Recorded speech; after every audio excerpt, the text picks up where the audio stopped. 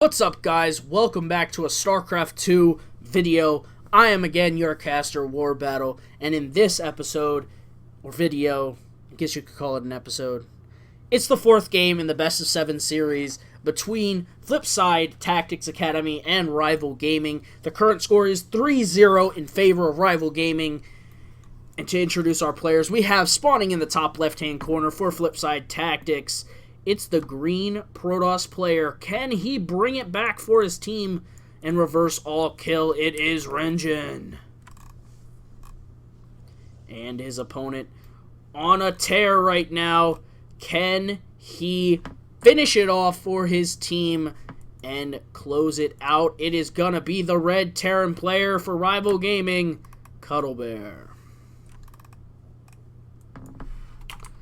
So we've seen 2 TVZs and a TVP out of Cuddlebear. This is going to be another TVP. The last one, obviously, if you haven't seen the last one, alright, please pause the video. Go check it out right now, right? It's all going to be in the same playlist. It'll be the video right before this on the channel. Go check it out. See what led to this 3-0. Right? If you haven't seen any of them, you gotta watch 1, 2, and 3 before 4, right? Come on. We all know how to count, right? Alright. So, we've seen Cuddlebear deal with a cheese in the last one, okay? He dealt with a double robo proxy with Immortals, alright? He dealt with it pretty well.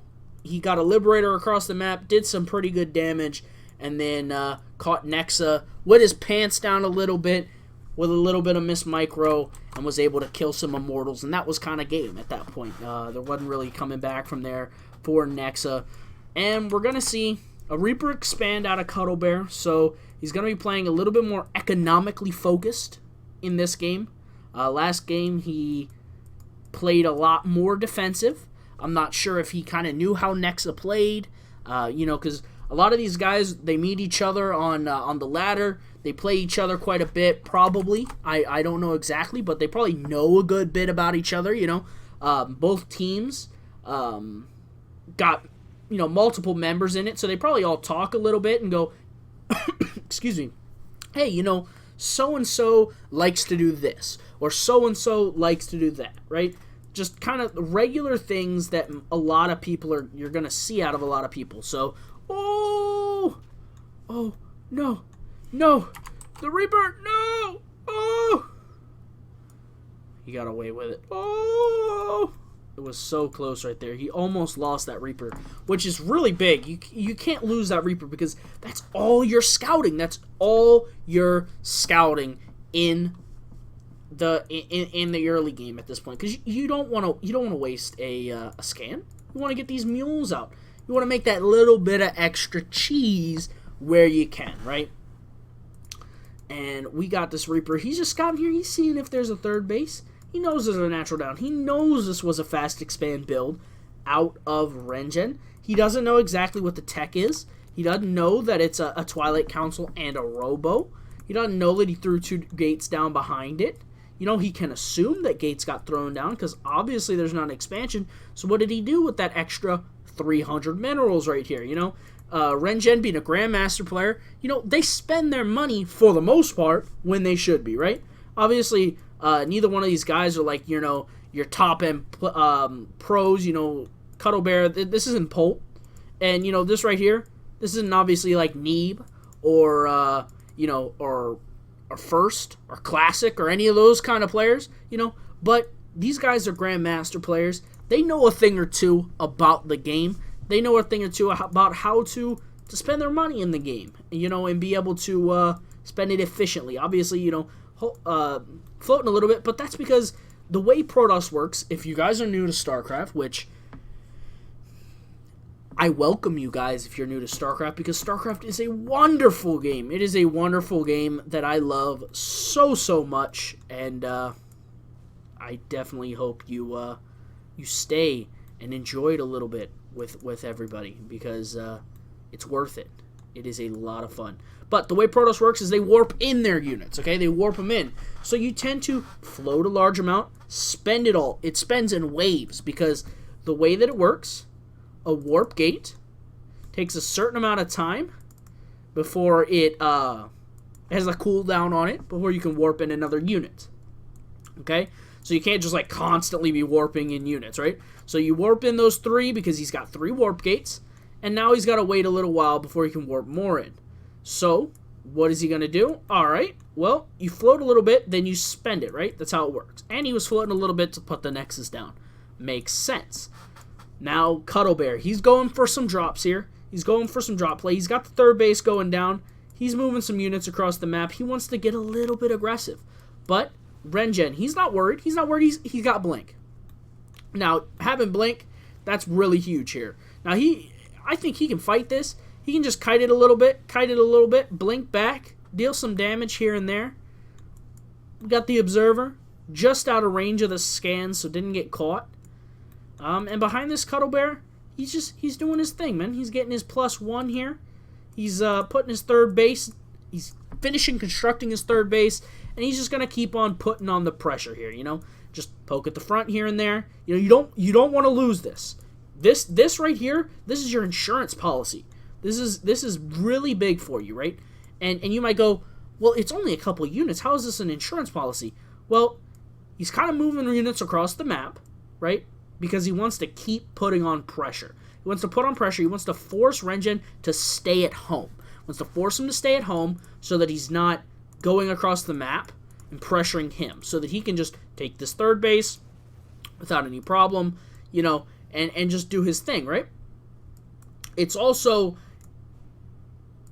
forces, right, because Rengen, you go, well, Rengen could just walk across the map, right? He could just walk across the map and deal a lot of damage. That's true, but then Cuddlebear runs in, and Bio deals so much DPS, right?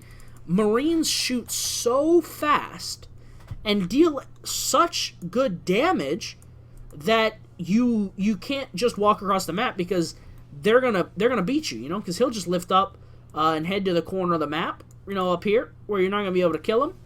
And now you see, here goes Cuddlebear in here. He's got the Liberator to zone him out, and now he's gonna pick off so many workers. He's just grabbing workers for free right now. What is Rengen doing? He didn't move his army at all. He left his army over there in the corner. While this whole time, he ends up losing 23 workers. 23 workers. Cuddlebear gets an expansion down. Now, Rengen, the nice thing, he's not down so far in worker supply right now. He's only down by about, what is that, 6 workers? 6 workers down, that's not too bad, but mules are a dangerous thing. And, you know, Cuddlebear, he doesn't have to build any more workers. He's just going to start putting on production, right? He got these barracks here that just need add-ons. He just needs to throw some add-ons on. He's got some union workers here, obviously, that are just hanging out. But oh, Colossus are out, and a GG.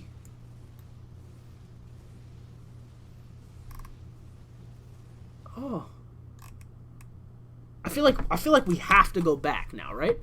We have to go back. We have to go back and see what happened, right?